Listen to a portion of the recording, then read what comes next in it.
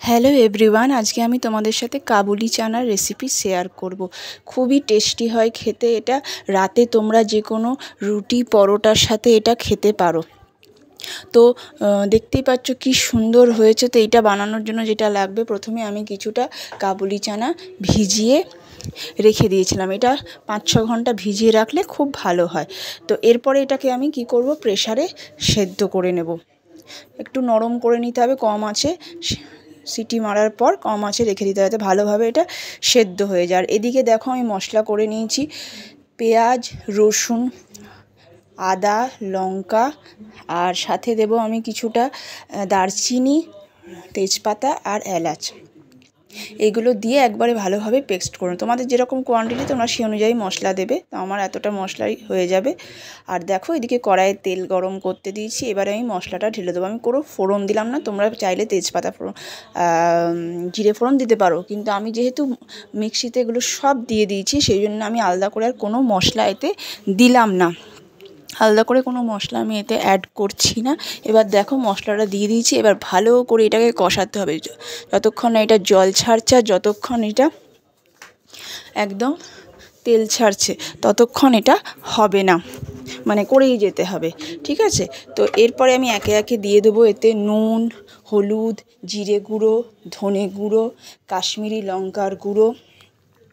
এইগুলো দিয়ে এবারে ভালোভাবে এটাকে কষাতে হবে, নাড়তে হবে যতক্ষণ না এটা ভালোভাবে একদম কষে যাচ্ছে, তেল ছাড়ছে। ভালোভাবে কষে গেলে তারপরে সেদ্ধ করা কাবুলি চানাগুলো আমি এতে দিয়ে দেবো। তো দেখো কি সুন্দর রং ছেড়ে দিয়েছে, তেলও ছাড়ছে, এদিকে রংটাও কিন্তু খুব সুন্দর হয়ে গেছে। এটা অনেকটাই ভালোভাবে কষা হয়ে গেছে, তেলও ছেড়ে দিয়েছে। এবারে আমি এতে সেদ্ধ করা কাবুলি চানাগুলো দিয়ে দেবো। এটা কিন্তু বন্ধুরা খেতে খুবই টেস্টি হয়েছিল, ভীষণই টেস্টি হয়েছিল। রুটি দিয়ে কিন্তু অসম্ভব ভালো লাগছিল খেতে। তো দেখো মশলাটা একদম টেনে নিয়েছে। আমি সেদ্ধ করা কাবুলি চানাগুলো এর মধ্যে দিয়ে দিলাম। এবারে ভালো করে নাড়তে হবে যাতে মশলাগুলোর সাথে কাবুলি চানাটা খুব ভালোভাবে মিশে যায়, ভীষণ ভালোভাবে মিশে যায়। তার জন্য কি করতে হবে, এটাকে ভালোভাবে নেড়ে যেতে হবে একটু, যতক্ষণ না এটা জলটা শুকাচ্ছে। ভালো যত কষবে তত রান্নার টেস্ট আসবে।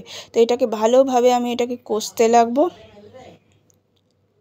তো দেখো এটা একদম জল যতক্ষণ না ছাড়ছে এটাকে ভালোভাবে পুরো দেখো একদম জলটা এবার শুকিয়ে গেছে, তেলটাও ছেড়ে দিয়েছে। এরপরে আমি এটাতে পরিমাণ মতো জল দেবো। তোমরা যেরকম করবে, অল্প কষা, বেশি গ্রেভি, অল্প গ্রেভি, যেরকম করতে চাও সেই অনুযায়ী তোমরা জল দেবে। তো আমার পরিমাণ মতো আমি এখানে এবার জল অ্যাড করে দেবো, কারণ এটা প্রায় কষা হয়ে গেছে। দেখো কি সুন্দর রং ছেড়েছে। তো এটাতে আমি এবার জল অ্যাড করব। তারপরে এটাকে কি করব, কম আঁচে 10 মিনিট ফুটতে দেবো যাতে ভালোভাবে মশলাটা মিশে যায়। তো এটা লাস্ট অবধি দেখো কেমন লাগে। তারপর তোমরা অবশ্যই কমেন্ট করে জানিও যে কেমন লাগলো তোমাদের আজকের রান্নাটা। ভালো লাগলে একটা লাইক করো, কমেন্ট করে জানিও। তোমরা অবশ্যই এটা বাড়িতে ট্রাই করে দেখো।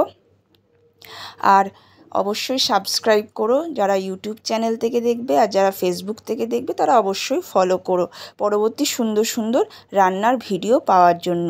তো দেখো আমার এটা হয়ে গেছে। লাস্টে আমি জাস্ট এটাতে কেশরি মেথি অ্যাড করব, তার জন্য হালকা তাওয়াতে এটা নেড়ে দিলাম।